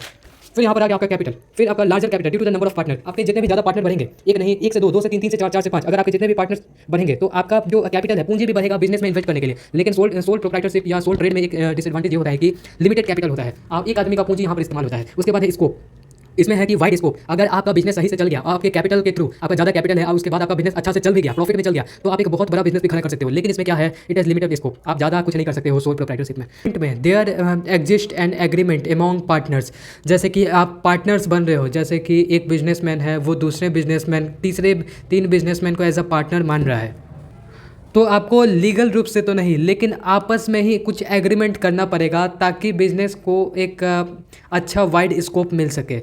लेकिन यहाँ पर क्या होता है कि क्वेश्चन ही नहीं एग्रीमेंट का, एक अकेला आदमी काम करता है तो एग्रीमेंट का तो कोई सवाल ही नहीं आता है। उसके बाद है नंबर ऑफ़ मेंबर्स। इसमें पार्टनरशिप में जो सबसे मिनिमम नंबर ऑफ़ मेंबर होता है वो होना चाहिए 2, और जो मैक्सिमम नंबर होना चाहिए वो 50 हो सकता है। 50 से ज़्यादा पार्टनर्स एक बिज़नेस में नहीं हो सकते हैं। और जहाँ तक सोल प्रोप्राइटरशिप की बात की जाए तो इसमें होता ये है कि एक अकेला बिजनेसमैन सारे बिजनेस को रन करता है, तो इसका मतलब कि only one member, no question of other member. Sole proprietorship का मतलब ही यही होता है कि एक अकेला बिजनेसमैन वर्क करेगा। आगे आता है सिक्रेसी। देखो, due to the large number of member lesser secrecy is maintain. Partnership में होता यह है कि 2 पार्टनर भी हो सकते हैं और 50 पार्टनर भी हो सकते हैं। अगर आपके जो लार्ज मेंबर हैं, जितने भी पार्टनर, मान लो आपके बिजनेस में 50 पार्टनर हैं, तो आप एक तरह से सिक्रेसी मेंटेन करके नहीं रख सकते हो। आपको 50 को वो जितना भी सीक्रेट बात है बिजनेस का वो आपको उनके साथ शेयर करना पड़ेगा। और ये है कि बहुत पॉसिबिलिटी है कि वो सीक्रेसी लीक हो जाए। लेकिन क्या होता है, सोल प्रोप्राइटरशिप में सिर्फ एक बंदे के पास सारा बिजनेस का इंफॉर्मेशन होता है, सारा डिसीजन उसे ही लेना पड़ता है, तो सीक्रेसी वो मेंटेन करके रखता है। उसका कोई ज़रूरत नहीं होता है कि वो दूसरे के साथ वो सीक्रेट को शेयर करे। उसके बाद आता है registration. Registration is done under partnership act 1932। 1932 partnership act के तहत जो बिज़नेस के फॉर्म है उसका रजिस्ट्रेशन कराया जाता है। जो आपका पार्टनरशिप है उसका कंपलसरी नहीं होता है रजिस्ट्रेशन कराना, लेकिन जो बिज़नेस आप कर रहे हो, जो पार्टनरशिप में जो आप बिज़नेस कर रहे हो उसको रजिस्ट्रेशन कराना कंपलसरी होता है। लेकिन no provided of registration. Sole proprietorship में आपको रजिस्ट्रेशन नहीं कराना पड़ता है, कोई लीगली कानूनी तौर से आपको रजिस्ट्रेशन नहीं कराना पड़ता है। अच्छा, एक एग्जांपल के लिए मान लो आपके घर के बगल वाला जो शॉपकीपर है, दुकानदार है, किराना का दुकान वाला, क्या वो अपना दुकान खोलने से पहले वो रजिस्ट्रेशन कराएगा? आपको लगता है कि उसने रजिस्ट्रेशन कराया होगा? नहीं, नॉट। उसके बाद है loss of absence. Absence of one member does not affect the business. Partnership में मान लो आपके पास 50 मेंबर होते हैं मैक्सिमम, मान लो 50 में से कोई एक एब्सेंस हो गया बिजनेस में कि कोई हेल्थ प्रॉब्लम के वजह से या किसी और कारण के वजह से वो बिजनेस को टाइम नहीं दे पा रहा है, तो क्या बिजनेस में लॉस होगा? ऐसा कुछ हो सकता है? तो नहीं होगा, क्योंकि 1 या 2% के बिजनेस में डायरेक्टली इन्वॉल्वमेंट ना करने के बावजूद बिजनेस जो है चलता रहेगा, क्योंकि आपके बाकी पार्टनर्स हैं जो कि बिजनेस को संभालते रहेंगे। लेकिन एक सोल प्रोप्राइटरशिप में क्या होता है, being a single owner absence effect the business. ये इसमें क्या होता है कि अगर आप अकेले बिजनेस को संभाल रहे हो और आपको भगवान ना करे कि कोई हेल्थ प्रॉब्लम हो गया या आपका मृत्यु हो गया, तो ये बहुत पॉसिबिलिटी है कि आपका बिजनेस पूरे तरह से लॉस हो जाए और ख़त्म हो जाए एक टाइम पे।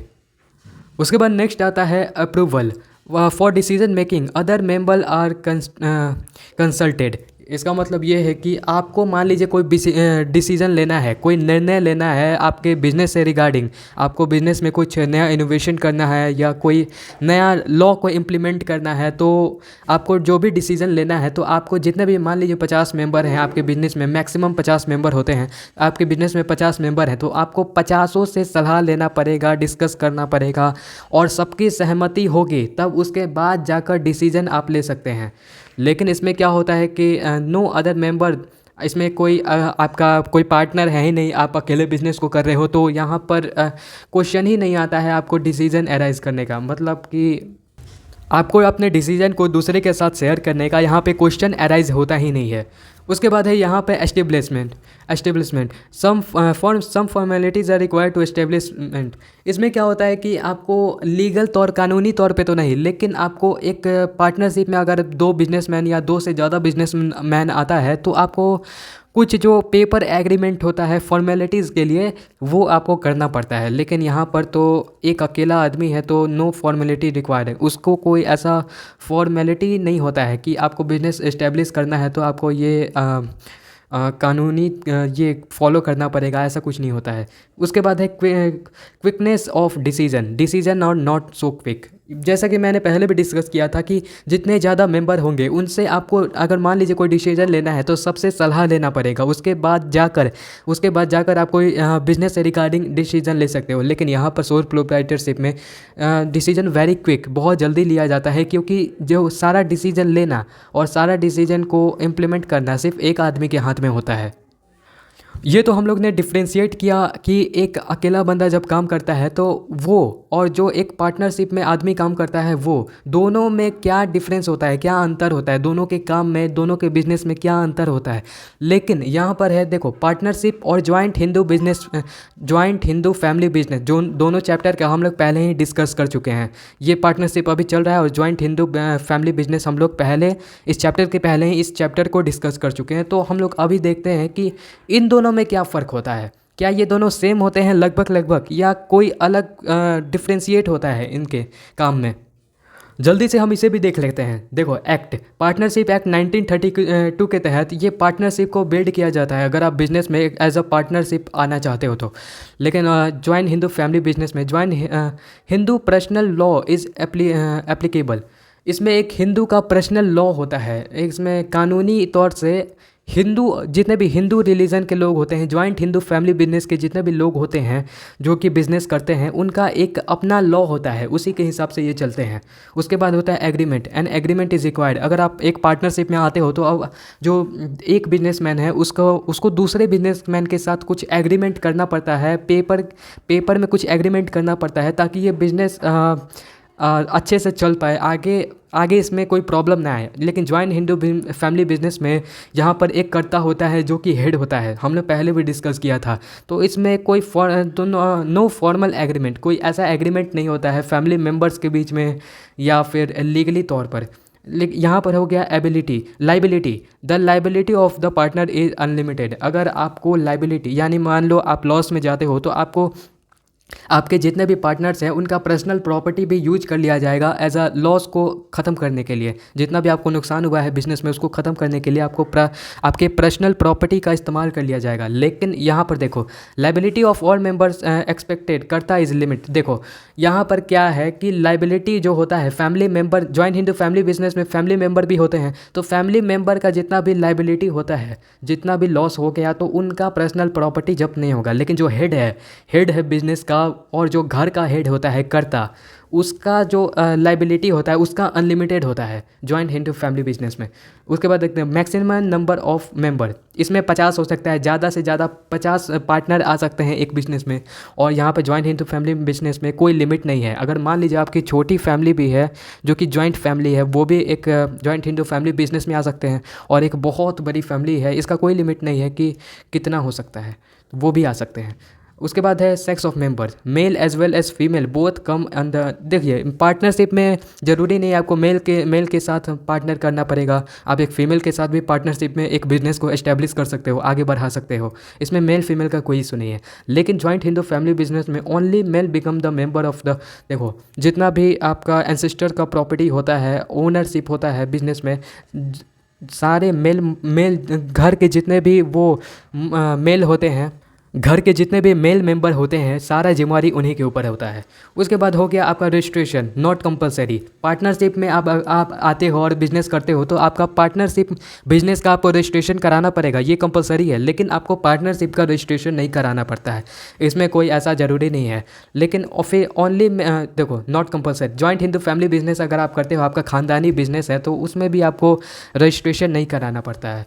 फिर हो गया minors as a partner, minors can not become a partner but it can admit the profit of firm. इसका मतलब ये कि पार्टनरशिप में 18 साल से कम के जितने भी लोग हैं उनको पार्टनर नहीं बनाया जा सकता। लेकिन इसमें क्या होता है कि पार्टनर को अगर आप एडमिट भी कर लेते हो, क्योंकि कोई लीगल तौर से ऐसा नहीं होता है पार्टनर बनना ना बनना, लेकिन अगर मान लो अगर आप एडमिट कर भी लेते हो तो उसको आपको प्रॉफिट शेयर करना पड़ेगा। इसमें क्या होता है, child get the membership as soon as he is born. देखो, जब एक ख़ानदान में किसी फैमिली में बच्चे का जन्म होता है तो उसी टाइम से वो family business, joint Hindu family business का एक मेंबर बन जाता है, पार्ट बन जाता है। उसके बाद है हमने देख लिया माइनस हो गया। फिर right to take loan as a partner can take loan for the partnership. जितने भी पार्टनर्स हो सकते हैं उसमें से कोई भी लोन ले सकता है और उनका लाइबिलिटी होगा अनलिमिटेड, ये याद रखना। इसमें होता है जितने भी, अगर आप एक जॉइंट हिंदू बिजनेस फैमिली के तौर पर आप अगर लोन लेना है तो सिर्फ कर्ता जो कि हेड होता है फैमिली का और जो कि बिजनेस में कर्ता जो कि सब सारा चीज़ का देखभाल करता है, उसी के पास ये अधिकार होता है कि वो लोन ले पाए। उसके बाद है कि आपका राइट टू टेक लोन हो गया। Right to operation, every partners has right to take a part in a operation. इसमें क्या है कि अगर आप एक बिज़नेस खड़ा करते हो और मान लीजिए उस बिज़नेस में 20 पार्टनर हैं, आपके 20 पार्टनर हैं, तो 20 का हक होता है कि वो जितने भी बिज़नेस में काम हो रहे हैं, जितने भी बिज़नेस में डिसीजन लिए जा रहे हैं उसका पार्ट बने, और ये उनका हक होता है। लेकिन ये जॉइंट हिंदू बिजनेस फैमिली में ऐसा नहीं होता है। जो कि करता है, जो कि हेड होता है बिजनेस का, वही आपको सारा डिसीजन लेता है। आपको जितने भी फैमिली मेम्बर्स होते हैं उनका इन्वॉल्वमेंट, जिनका रहना और उनका संभालना इतना कंपलसरी नहीं है, सारा हाथ करता क्या रहता है। उसके बाद है to claim account, any partner can claim the account. इसमें क्या होता है कि टू क्लेम द अकाउंट में any partner can claim the account. जो भी जितने भी आपके पार्टनर हैं, 20 है 50 है, जितने भी आपके पार्टनर हैं उनका हक होता है कि वो अकाउंट को क्लेम करें। लेकिन in the past can not claim perform करता। जितने भी मेंबर होते हैं फैमिली के, ये जॉइंट हिंदू फैमिली बिजनेस पे, उनको अधिकार नहीं होता है कि वो अकाउंट को क्लेम करे। सारा जिम्मेवारी कर्ता के ऊपर होता है। उसके बाद है इफेक्ट ऑफ डेथ।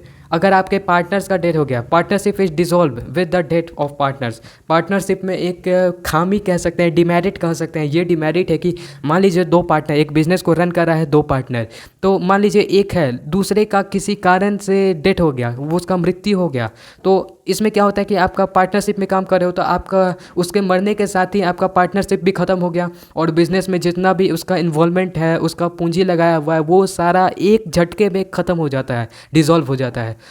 इसमें क्या है कि no effect of death of member. अगर आपके मेंबर का, जैसे कि कर्ता होता है, जैसे कि हेड ऑफ़ द फैमिली होता है, अगर उसका किसी कारण से मौत हो गया, डेथ हो गया, हेल्थ इशू आ गया, तो ये ऐसा नहीं है कि बिज़नेस में रुकावट आ जाएगा। जो नेक्स्ट जैसे कि मान लीजिए जो आपके फैमिली के हेड होते हैं, वो कर्ता होते हैं, उनका अगर डेथ हो गया तो अगले नेक्स्ट जो हेड मेंबर होंगे, आपकी फैमिली के सबसे बड़े मेंबर होंगे, वो उनके पास चल जाएगा कर्ता का वो जो पगड़ी होता है। उसके बाद यहाँ पर आता है स्टेटस। एक बिज़नेस में जितने भी मेंबर्स हैं, बिज़नेस में जो काम कर रहे हैं, उन्हें पार्टनर्स कहा जाता है। आपस में वो एक पार्टनर्स हैं। और एक जॉइंट हिंदू फैमिली बिजनेस में जो कर्ता के अलावा जितने भी फैमिली मेंबर होते हैं उन्हें को पार्टनर्स कहा जाता है। वो पार्टनर्स तो हैं लेकिन उनका एक अधिकार नहीं होता है कोई चीज़ को लेकर, इसीलिए उन्हें को पार्टनर्स कहा जाता है। उसके बाद यहाँ पर आता है काइंड्स, टाइप ऑफ पार्टनर, यानी कि एक बिज़नेस में कितने तरह के पार्टनर्स होते हैं, कितने तरह के सहयोगी हो सकते हैं जो कि बिज़नेस में शेयर लगाएं, अलग अलग तरह से हेल्प करें। एक होता है एक्टिव पार्टनर, यानी कि partner who actively participate in partnership business. Normally all the partner do not actively participate in business, only the some of them do. देखो, इसमें क्या होता है कि एक्टिव पार्टनर में जो एक ऐसे पार्टनर होते हैं, एक्टिव पार्टनर में ऐसे पार्टनर्स आते हैं जो कि पैसा लगाते हैं, अपना पूंजी लगाते हैं बिजनेस में, और साथ में अपना एक्टिवली पार्टिसिपेट करते हैं। ये नहीं कि बहुत सारे नॉर्मली ऐसा देखा जाता है कि अपना शेयर तो लगा दिए, अपना पूंजी लगा दिए, लेकिन वो एक्टिवली पार्टिसिपेट नहीं करते हैं कि हाँ बिज़नेस में मेरे को वर्क करना है, सारा डिसीजन में मेरे को आगे रहना है। इसमें जो एक्टिव पार्टनर है वो सारा डिसीजन लेता है, वो बिज़नेस में एक्टिवली वर्क करता है। उसके बाद यहाँ पर आता है स्लीपिंग और डोमिनेट पार्टनर।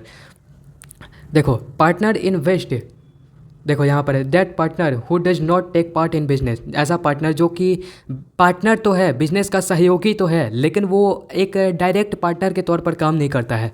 देखो, such partners invest money in business and get their fixed share of profit.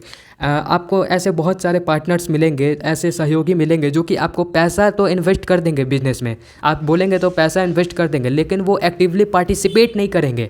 बस वो अपना पूंजी इन्वेस्ट करेंगे आपके बिजनेस में, और जो प्रॉफिट होगा वो प्रॉफिट भी लेंगे, लेकिन वो पार्टिसिपेट नहीं करेंगे, केवल वो अपना इन्वेस्टमेंट के लिए होते हैं। उसके बाद हो गया एक सीक्रेट पार्टनर होता है बिजनेस में, एक सीक्रेट पार्टनर होता है who participate in business secretly without knowing of third partners.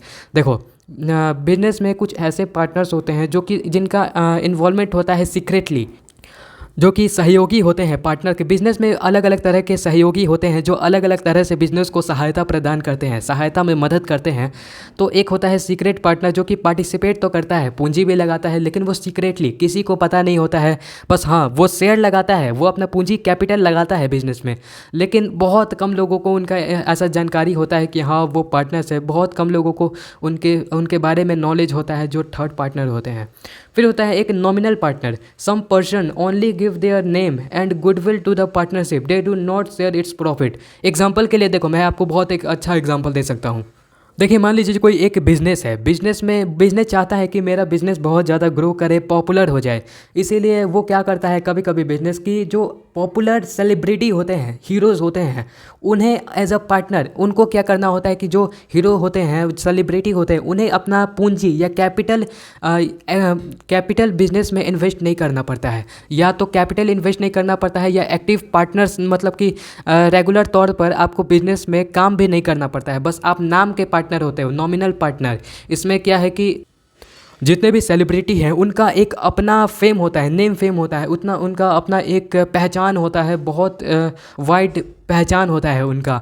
तो जितने भी, मान लीजिए अगर आपके वो सेलिब्रिटी अगर आपके बिज़नेस के साथ जुड़ गए, बस आपके बिज़नेस के साथ जुड़ गए, ना ही आप एक्टिवली पार्टिसिपेट किए, ना ही अपना पूंजी लगाएं, कैपिटल लगाएं, बस बिज़नेस के साथ जुड़ गए, तो क्या होगा कि बिज़नेस को हेल्प मिलता है आगे बढ़ने में, उनके नाम से, बस नाम से बताने में कि हाँ ये जो पर्सन है, ये सेलिब्रिटी है, हमारे बिज़नेस में एज अ पार्टनर काम कर रहे हैं।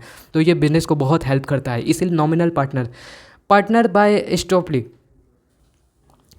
कुछ ऐसे पार्टनर होते हैं बिजनेस में जो कि आपको दिखाते तो हैं कि हाँ मैं पार्टनर हूँ, लेकिन ना ही वो आप एक्टिवली पार्टिसिपेट करते हैं बिजनेस में, या ना ही वो ऐसा कुछ काम करते हैं ताकि बिजनेस का बहुत ज़्यादा बढ़ोतरी हो, ऐसा नाम हो, ऐसा कुछ भी काम नहीं करते हैं। उन्हें जो पार्टनर्स ऑफ स्टॉपली कह सकते हैं आप। उसके बाद हो गया लिमिटेड पार्टनर।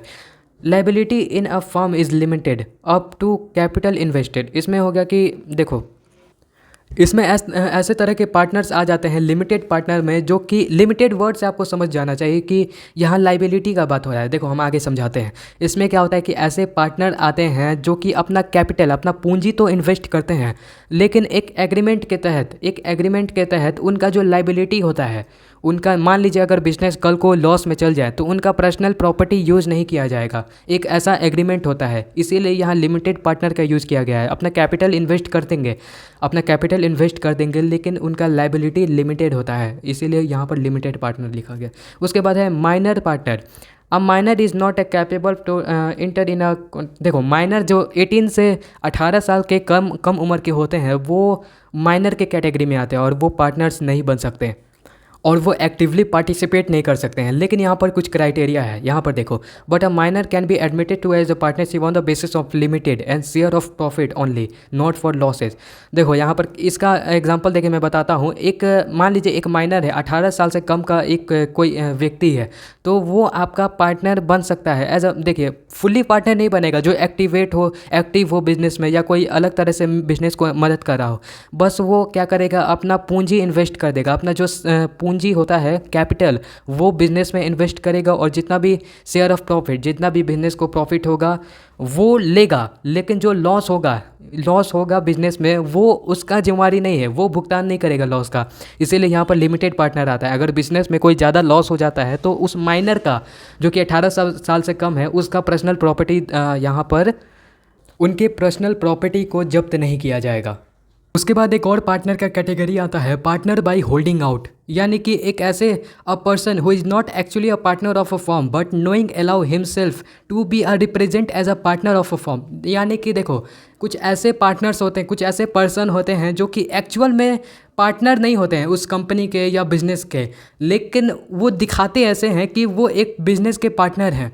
कुछ ऐसे पार्टनर्स होते हैं और ये एक मतलब ऐसे पार्टनर का एक बिज़नेस में स्ट्रैटेजिकली यूज किया जाता है। ये कोई काम के नहीं होते हैं, लेकिन स्ट्रैटेजी बनाने में बिज़नेस के प्रोग्रेस में ऐसे पार्टनर्स को लिया जाता है। उसके बाद है एक income partner. When a partner is admitted is going on partnership, यानी कि इसमें क्या होता है कि कुछ ऐसे पर्सन होते हैं, कुछ ऐसे पार्टनर होते हैं जो कि किसी कॉन्ट्रैक्ट के द्वारा, मतलब कि किसी कॉन्ट्रैक्ट के द्वारा वो पार्टनर बने जाते हैं बिजनेस के।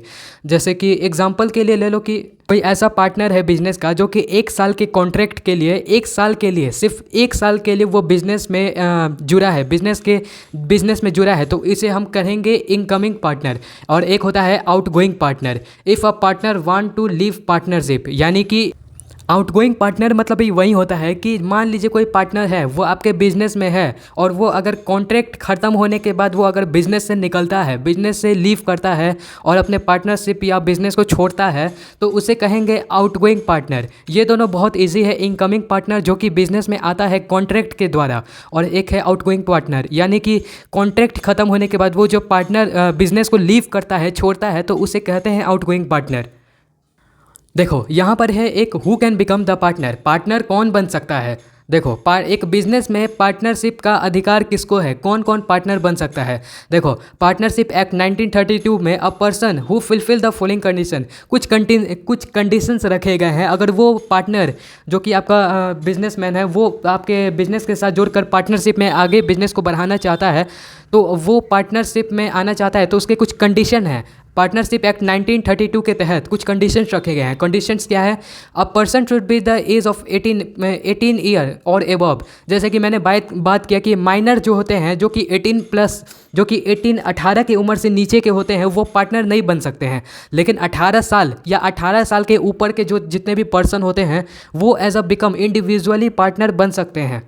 और सेकंड आता है यहाँ ही should be the sound mind, यानी कि इसका सिंपल सा मतलब ये है कि जो भी पार्टनर है वो बिजनेस में अपना पूंजी लगा कर इन्वेस्ट कर बिजनेस में आना चाहता है, उसके पास जो एक सफिशिएंट मेंटल कैपेसिटी होना चाहिए कि थोड़ा सा बिजनेस को कैसे ग्रो किया जाता है, बिजनेस को समझने का, तभी आप पार्टनर बन सकते हो। अगर आपको पार्टनरशिप बनना है, पार्टनरशिप में आना है किसी के साथ और बिजनेस को रन करना है, तो आप इंसॉल्वेंसी, प्रिजनर, क्रिमिनल, देखो सीधा सा बात है कि आप ऐसे आदमी होने चाहिए, आप ऐसे इंडिविजुअल होने चाहिए जो कि आप पहले जेल में नहीं रह सके, नहीं तो आपका इमेज ख़राब होता है। आप क्रिमिनल नहीं होने चाहिए। अगर आप किसी तरह के अपराधी होते हो तो आप पार्टनरशिप एक्ट 1932 के क्राइटेरिया को फुलफ़िल नहीं कर पा रहे हो। यही कुछ कंडीशंस है जो कि as a become a partner, ज़्यादा तो इसमें कुछ डिस्कस नहीं किया गया है, बस कुछ माइनर सा बात कहा गया है कि कुछ क्राइटेरिया रखा गया है जो कि पार्टनरशिप बनने से पहले आपको ध्यान में रखना चाहिए। उसके बाद यहाँ पर आता है काइंड्स ऑफ पार्टनरशिप के कितने तरह के काइंड्स होते हैं, यानी कि ये जो पार्टनरशिप का जो ये समझौता होता है उसका कितना प्रकार होता है, इसके बारे में थोड़ा डिस्कस कर लेते हैं।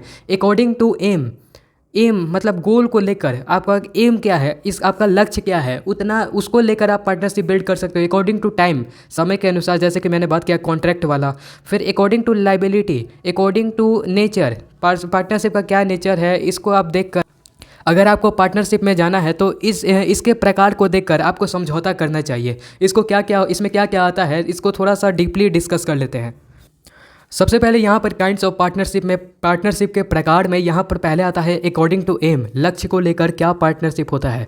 देखो अकॉर्डिंग टू एम में बताया गया है कि पार्टनरशिप देखो यहाँ पर एक आता है पार्टनरशिप टू एम। इसमें क्या है, पहला है कि पार्टनरशिप एट विल, यानी कि कोई भी अगर आप एक ऐसा तरह का पार्टनरशिप होता है जो कि इनडिफिनाइट पीरियड, कुछ ही समय के लिए होता है। It will be to the point of the business को लेकर, बिजनेस को फ़ायदे को लेकर, बिजनेस जैसे कि मान लीजिए कि आपका इतना लक्ष्य है कि हाँ मेरे को बिजनेस को यहाँ से यहाँ तक ले जाना है, तो यहाँ से यहाँ तक अगर आपको बिजनेस को ले जाना है तो आपका पार्टनर आपके साथ बस उतने समय तक ही सीमित रहेगा, आपका पार्टनर उतने समय तक ही आपका सिर्फ पार्टनर बना रहेगा। और जब वो आपका गोल ख़त्म हो जाता है, अगर वो आपका एम समाप्त हो जाता है, तब वो पार्टनर आपसे जो कॉन्ट्रैक्ट है वो तोड़ लेगा। इसमें यही बताया गया है। उसके बाद है particular partnership. When a partnership is establish to perform some specific object and it is ended with the object of, मतलब मान लीजिए कोई लक्ष्य को हासिल करने के लिए, इसका बहुत अच्छा मैं एक एग्जांपल देता हूँ। जैसे कि मान लीजिए कंस्ट्रक्शन का काम लेंगे, ठेकेदार जो होता है किसी कंस्ट्रक्शन के लिए, इंजीनियर जो होता है वो किसी, जैसे मान लीजिए पुल बन रहा है तो उसका गवर्नमेंट जो होती है उसका कंस्ट्रक्शन का काम, उस पुल के कंस्ट्रक्शन का काम सौंपती है इंजीनियर को या ठेकेदार को सौंपती है।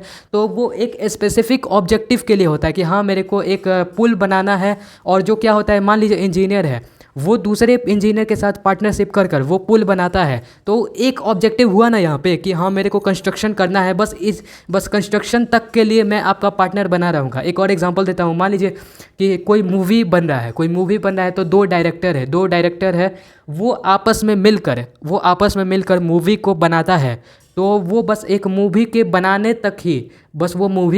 तक ही आपका पार्टनर रहेगा, बस वही उसका ऑब्जेक्टिव है। बस दोनों ज़्यादा सिमिलर है, एम को लेकर यहाँ पर डिस्कस किया गया है। उसके बाद यहाँ पर आता है अकॉर्डिंग टू टाइम को, समय को लेकर एक आता है। देखो fix term partnership, when a partnership is established for a fixed period it is automatically come to an end with the period expire. इसमें क्या होता है कि पार्टनरशिप बिल्ड होता है कुछ फिक्स्ड पीरियड के लिए। फिक्स्ड पीरियड यानी कि आपका कुछ समय के लिए होता है कि हाँ मैं इतना टाइम तक आपके साथ, ये समय से मैं रिलेटेड बता रहा हूँ कि इतना टाइम तक मैं आपका पार्टनर बना रहूँगा। अगर वो समय समाप्त हो जाए, जैसे मान लो कि 2 साल के लिए मैं आपका पार्टनर बना रहूँगा किसी बिजनेस में या किसी और काम के लिए, मैं आपका पार्टनर बना रह सकता हूँ इतना समय के लिए। 2 साल के लिए एग्रीमेंट होता है और 2 साल अगर ख़त्म हो गया तो ऑटोमेटिकली वो जो पार्टनर है आपसे ख़त्म हो जाएगा, वो पार्टनरशिप टूट जाएगा। देखो क्या है, if a partnership is establish on January 1 1998 for the 2 year. जनवरी 1 1998 में पार्टनरशिप, अगर कोई 2 पार्टनरशिप बिल्ड होता है, 2 आदमी के बीच में पार्टनरशिप बिल्ड होता है, 2 साल के लिए होता है, तो ऑटोमेटिकली आपको बोलना भी नहीं पड़ेगा 31 दिसंबर 1999 यानी कि करीबन 2 साल बाद आपका पार्टनरशिप ख़त्म हो जाएगा। और एक आता है कंटिन्यूइंग पार्टनरशिप, यानी कि partnership no specific time to objective to determine that this type of partnership go to the until the end of the legal. देखो इसमें क्या होता है कि कंटिन्यू पार्टनरशिप है, मान लीजिए कोई आपका पार्टनर बना, तो इसमें आप ये नहीं देखते हो कि इतने टाइम के लिए बना है या ये ऑब्जेक्टिव है पार्टनरशिप का, वो ऑब्जेक्टिव ख़त्म हो जाएगा, वो काम ख़त्म हो जाएगा तो पार्टनरशिप ख़त्म हो जाएगा, ऐसा नहीं होता है। ये पार्टनरशिप सालों साल चलते रहता है, जब तक कि आप जैसे कि जब तक कि किसी 2 पार्टनर में कॉन्फ्लिक्ट हो या दोनों अलग होना ना चाहें तब तक ना, ये चलते रहता है और ये लीगल प्रोसीजर से ख़त्म हो सकता है। उसके बाद है अकॉर्डिंग टू लीगलिटी को लेकर, यानी कि कानूनी रूप से भी पार्टनरशिप को बिल्ड किया जा सकता है। Legal partnership, when all the rule and regulation of partnership act 1932 and other related to act of the following are making to running a partnership it is called the legal. अब अगर आप, क्या होता है कि पार्टनरशिप में उतना legally नहीं देखा जाता है, लेकिन अगर आप लीगल रूप से यानी कानूनी रूप से अगर आप पार्टनरशिप बिल्ड करते हो पार्टनरशिप एक्ट 1932 के तहत, तो ये जो पार्टनरशिप होता है कानूनी तौर से चलता है, कानूनी तौर से ये पार्टनरशिप को चलाया जाता है। आगे आता है आपको illegal partnership, when the proper law are not follow in partnership number of partners admitted. देखो इसमें क्या होता है कि then all such partnership is called the illegal partnership. देखो इनलीगल पार्टनरशिप में ये आता है कि अगर आप जितने भी पार्टनरशिप एक्ट 1932 में जितने भी लॉ होते हैं, रूल्स होते हैं, ये जो पार्टनरशिप का एक्ट 1932 है इसमें बनाया गया जितना भी रूल्स है उसको अगर आप फॉलो नहीं करते हो, अच्छा से फॉलो नहीं करते हो, number of partner is less than 2 और मोर। अगर मान लीजिए एक पार्टनर में सबसे ज़्यादा मैक्सिमम लिमिट होता है 50, लेकिन अगर आप 55 पार्टनर को इंक्लूड कर ले तो अपने बिजनेस में, तो ये एक तरह से इनलीगल हुआ ना। लॉ का मतलब कानूनी तौर से ये एक पार्टनरशिप एक्ट 1932 का उल्लंघन हुआ कि नहीं हुआ, इसीलिए यहाँ पर अगर आप ऐसा करते हो तो वो इनलीगल आ जाएगा, इनलीगल एक्टिविटी में आ जाएगा, इसीलिए यहाँ पर इनलीगल पार्टनरशिप का इस्तेमाल किया गया है। उसके बाद आता है अकॉर्डिंग टू नेचर को लेकर। देखो यहाँ पर है general partnership, such partnership which has all the characteristic of partnership as discuss earlier. जैसे कि मान लीजिए अगर आपको पार्टनरशिप करना है तो आपको पहले ही इसमें जितना भी पार्टनरशिप का आपको डिस्कस कर लेना होगा कि हाँ, अगर मैं आपके साथ पार्टनरशिप में जाना चाहता हूँ तो ऐसे ऐसे हम जाएंगे, ऐसे ऐसे यहाँ तक हमको बिजनेस को ले जाना है। ये आपका जनरल पार्टनरशिप में आएगा, जो कि जनरली सब कोई ऐसे ही करता है। उसके बाद आ गया आपका limited partnership. In general partnership liability of the all partner are limited, but in limited partnership the liability of at least one partner should be limited. देखो इसमें क्या होता है कि एक देख लो, this type of partnership exist in country like England, America. देखो इसमें लिमिटेड पार्टनरशिप में क्या होता है कि मान लीजिए एक बिजनेस है, उसके दो पार्टनर हैं, दो ओनर हैं बिजनेस के, वही पार्टनर हैं। तो एक का लाइबिलिटी अनलिमिटेड रहेगा और दूसरे का लाइबिलिटी लिमिटेड रहेगा। तो उस केस में क्या होता है कि उस केस में एक का लाइबिलिटी लिमिटेड रहेगा और दूसरे का अनलिमिटेड रहेगा। और ये जो at last 1% should be limited, एक का लाइबिलिटी जो होगा लिमिटेड रहेगा, दूसरे का अनलिमिटेड रहेगा। और जो ऐसा पार्टनरशिप दिखने को मिलता है ये इंडिया में नहीं दिखने को मिलता है। ये जो है इंग्लैंड जैसे कंट्री में, अमेरिका जैसे देश में ये पार्टनरशिप का रूल देखने को मिलता है। देखो यहाँ पर लिमिटेड लाइबिलिटी पार्टनरशिप LLP, यहाँ पर limited liability partnership is a new type of partner. एक नए तरह का पार्टनरशिप जो है ये इवॉल्व हुआ है, ये पहले नहीं था, इधर इवॉल्व हुआ है limited liability partnership. Under this type of partnership unlike in the new case of normal partnership liability of the partners is limited to the extent to their capital contribution in the business. अगर आपका limited liability यानी कि देखो अगर एक partner है वो business में जितना इन्वेस्ट किया रहेगा उस हिसाब से ये डिसाइड होगा कि उसको मान लीजिए लॉस होने पर उसको कितना भरपाई करना है। वो जितना कैपिटल, वो जितना पूंजी जो है कंट्रीब्यूट किया रहेगा बिजनेस में, उस हिसाब से ये डिसाइड होता है कि वो लिमिटेड है या अनलिमिटेड पार्टनर है, ये डिसाइड होता है इससे। नेक्स्ट आता है यहाँ पर essential of the ideal partnership.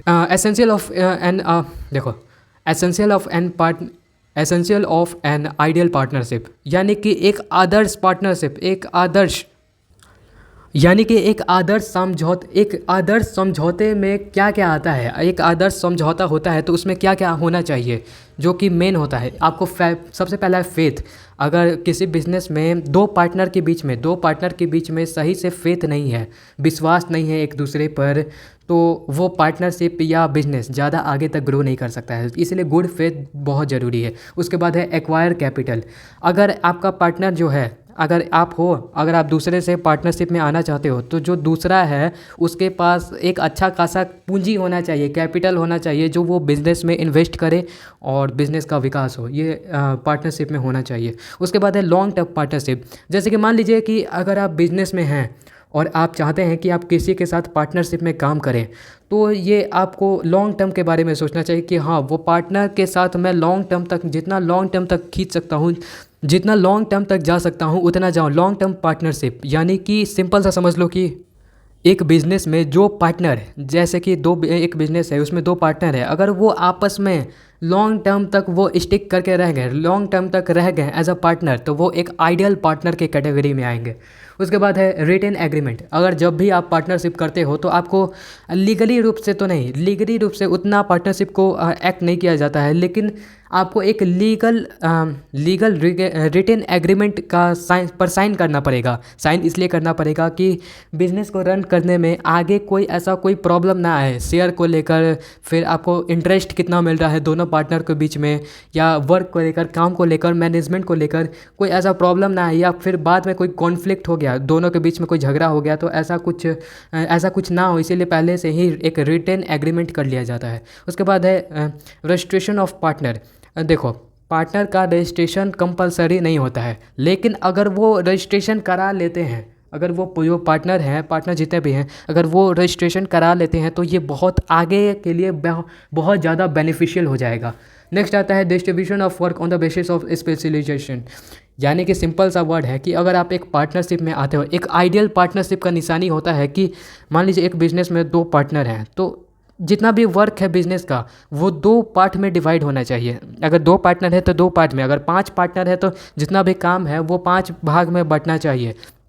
ऐसा नहीं होना चाहिए कि एक दो पार्टनर काम कर रहा है, तीन पार्टनर नहीं काम कर रहा है। ये एक आइडियल पार्टनरशिप का निशानी नहीं होगा तब। उसके बाद है कि ideal number of partners. For the success of partnership the number of partners should be the limited.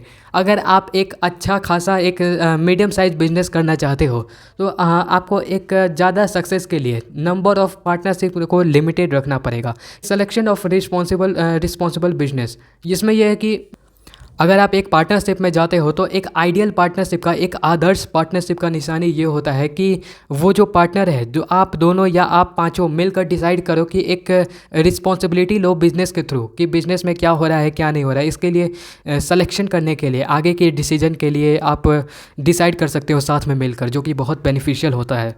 फिर equality of right of partners, यानी कि जब आप एक पार्टनरशिप में जाते हो तो एक आइडियल पार्टनर का निशानी ये है कि उसमें भेदभाव नहीं देखा जाए कि हाँ ये एक पार्टनर जो है कम इन्वेस्ट किया है तो उसका वैल्यू कम हो जाएगा।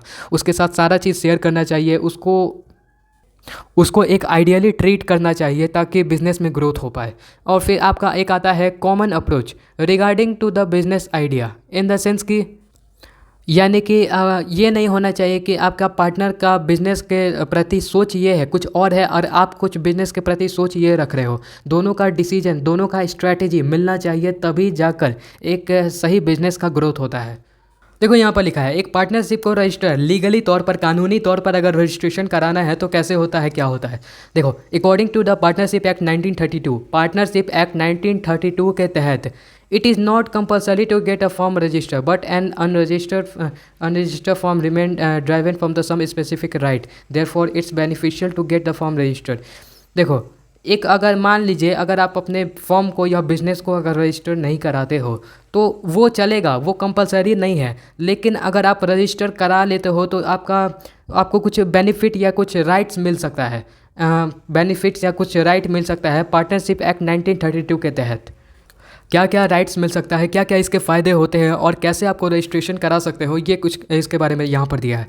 देखो प्रोसीजर ऑफ रजिस्ट्रेशन कराना है अपन को तो कैसे कराएंगे। देखो पहले आपको, अगर आप जब रजिस्ट्रेशन कराने जाओगे तो आपको कुछ डिटेल देना होगा कि जैसे कि नेम ऑफ़ फॉर्म, आपके फॉर्म का, आपके बिज़नेस का नेम क्या है, मेन प्लेस ऑफ बिज़नेस, आपका बिज़नेस जो है जहाँ पर आप बिज़नेस को इस्टेब्लिश करना चाहते हो तो उस बिज़नेस का जो जगह है, उसका लोकेशन है, उसका आपको मेंशन करना पड़ेगा नाम। अदर प्लेसेस ऑफ बिज़नेस, जैसे कि आपने बिज़नेस के कई सारे ब्रांचेस खोल लिए हैं, कई सारे अलग अलग ब्रांचेज अलग अलग शहर में खोल लिए हैं, तो उसका भी अगर आपको नाम देना है तो आपको उसका नाम देना पड़ेगा। Name the address of the partner, आपके 2 पार्टनर है, 5 पार्टनर है या 50 पार्टनर है, आपको उनके नेम को रजिस्टर कराना पड़ेगा और आपको उनके एड्रेस को, नेम और एड्रेस को रजिस्टर कराना पड़ेगा। और ये है रजिस्ट्रेशन का प्रोसीजर। आगे क्या आता है, date of admission of partner in a firm. जब जो पार्टनर आपके बिजनेस से जुड़ा, जब आप लीगली तौर से एज अ पार्टनर बन चुके हो तो वो डेट को आपको मेंशन करना पड़ेगा कि वो किस डेट को हम दोनों पार्टनर बने थे। उसके बाद आता है टर्म्स ऑफ पार्टनरशिप, यानी कि कुछ शर्तें हैं पार्टनरशिप में, वो भी ध्यान रखना पड़ता है। सिंपल भाषा में कहें तो मैंने एक आपको पहले बताया था कि एक रिटन एग्रीमेंट कराया जाता है। ये लीगली रूप से तो नहीं होता है लेकिन एक पार्टनर के बीच में रिटन एग्रीमेंट होता है ताकि बाद में बिजनेस को लेकर कोई झगड़ा या कुछ और ना हो। इसीलिए अगर वो आपके पास अगर रिटन एग्रीमेंट है तो वो आप रजिस्ट्रेशन के प्रोसीजर में, जैसे कि आप रजिस्ट्रेशन करते हो तो उस समय आप शेयर करते हो। अगर आपके पास है तब, ये कोई कंपलसरी नहीं है, लेकिन अगर आपके पास है तो वो शेयर कर सकते हो। उसके बाद आ गया इफेक्ट ऑफ नॉन रजिस्ट्रेशन। अगर देखो ये तो हमने देखा कि रजिस्ट्रेशन कराते हैं, रजिस्ट्रेशन कैसे कराते हैं, लेकिन मान लो अगर हम रजिस्ट्रेशन नहीं कराएंगे, इफेक्ट ऑफ नॉन रजिस्ट्रेशन, मैंने अपने फॉर्म का, बिजनेस का रजिस्ट्रेशन नहीं कराया तो इससे क्या इफेक्ट पड़ेगा। देखो फॉर्म कैनॉट स्यू थर्ड पार्टीज़, यानी मान लो कि कोई एक बिज़नेस है, आप पार्टनरशिप में काम कर रहे हो बिज़नेस को, तो अगर थर्ड पार्टी के खिलाफ आपको कुछ कानूनी मुकदमा करना है, कानूनी कार्यवाही करना है, तो आप लीगली तौर से कुछ एलिजिबल नहीं होगे कि आप मुकदमा लड़ सको, या क्योंकि आपके फॉर्म का, आपके बिज़नेस का तो नाम ही नहीं है कहीं पे लीगली तौर पर, तो आप मुकदमा नहीं कर सकते हो। No partner can sue other partners, यानी कि अगर आप रजिस्ट्रेशन नहीं कराते हो तो ये कोई अधिकार नहीं है। मान लो एक बिज़नेस में 2 पार्टनर हैं, दोनों के बीच में कॉन्फ्लिक्ट हो गया। अगर दोनों के बीच में कॉन्फ्लिक्ट हो गया तो एक अगर चाहे तो दूसरे के ऊपर कानूनी मुकदमा कर सकता है जबकि वो रजिस्ट्रेशन बिज़नेस का हुआ हो, पार्टनरशिप का रजिस्ट्रेशन हुआ हो। अगर रजिस्ट्रेशन ही नहीं हुआ है तो वो किस आधार पर किस आधार पर वो कंप्लेन करेगा, कानूनी मुकदमा करेगा, ये पॉसिबल नहीं। No partner can sue form. अगर आपका रजिस्ट्रेशन, आपका फॉर्म ही खुद रजिस्टर नहीं है लीगली तौर से, कानूनी तौर से, तो आप दूसरे फॉर्म पर केस क्यों करोगे? नहीं कर सकते हो। The other parties can sue firm for their third rights, यानी कि देखो यहाँ पर क्या है, the other parties can sue firm for their rights, यानी कि जो दूसरे बिजनेस वाले लोग हैं वो आपके ऊपर केस कर सकते हैं, लेकिन आप उनके ऊपर केस नहीं कर सकते हो, क्योंकि आपका तो फॉर्म पहले से रजिस्टर है ही नहीं। इसीलिए रजिस्टर कराना कंपलसरी तो नहीं होता है, लेकिन कंपलसरी कराना, अगर आप उसे रजिस्टर करा लेते हो तो ये बहुत ज़्यादा इसका बेनिफिट मिलता है। उसके बाद आ गया right not to effect non registration, यानी सिंपल से समझ लो कि अगर आप रजिस्टर नहीं कराते हो, अगर आप बिज़नेस को, अपने फॉर्म को ऐसे ही रन करते रहते हो पार्टनरशिप में, तो क्या इससे कोई प्रभाव पड़ेगा? प्रभाव इतना ये है कि आपको ये सब राइट्स नहीं मिलेगा, लेकिन क्या इससे कोई अदर प्रभाव पड़ेगा बिजनेस में या किसी और चीज़ को लेकर? तो साफ सा बात है कि देखो, पहला तो है कि no effect on the partnership of firm या पार्टनरशिप, आपके समझौते में या आपके बिजनेस में कोई इसका प्रभाव पड़ने वाला नहीं है। अगर सब चीज़ सही रहा तो सब चीज़ सही चलते रहेगा। उसके बाद है आपका no effect on the right to the present such as claim, जैसे कि आप, यानी कि अगर आप बिज़नेस में कुछ ऊंच नीच कर भी देते हो तो आपका उतना कोई इफेक्ट नहीं पड़ेगा, क्योंकि आपका कानूनी तौर से आपका तो पहले बिज़नेस रजिस्टर है ही नहीं, तो आपका कुछ ऊंच नीच होता है थोड़ा बहुत, तो उतना डिफरेंस नहीं आएगा।